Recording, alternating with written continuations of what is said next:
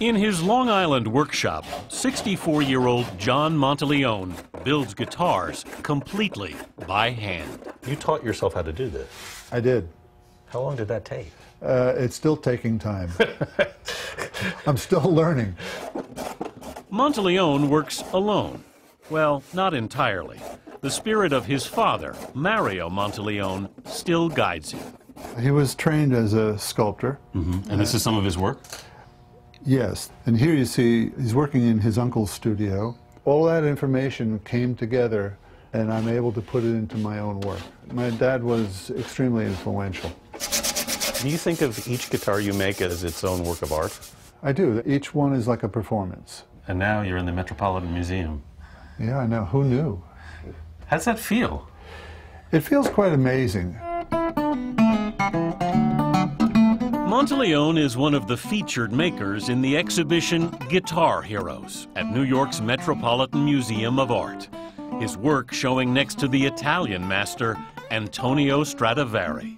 So Stradivari made this when? 1700. Wow. And actually, you can see a signature on the back of the peg stock here. But curator Jason Dobney says the exhibition focuses on 3 Italian-American masters. These are all from D'Angelico's workshop.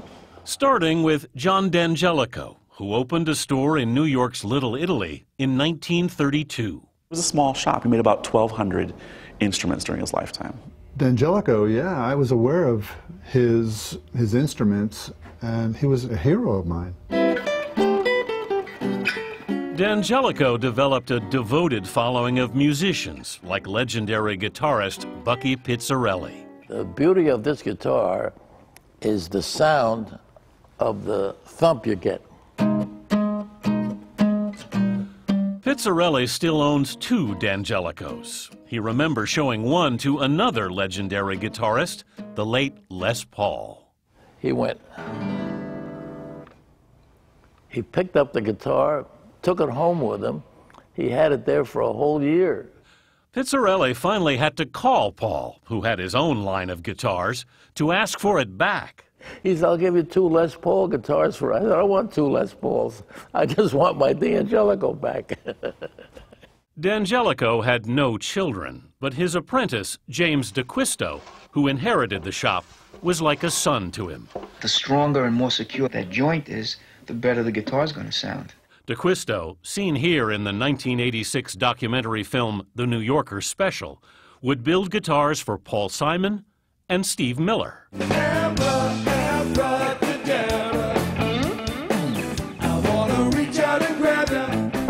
John Monteleone has his avid fans too. Monteleone, a mandolin's waiting for you.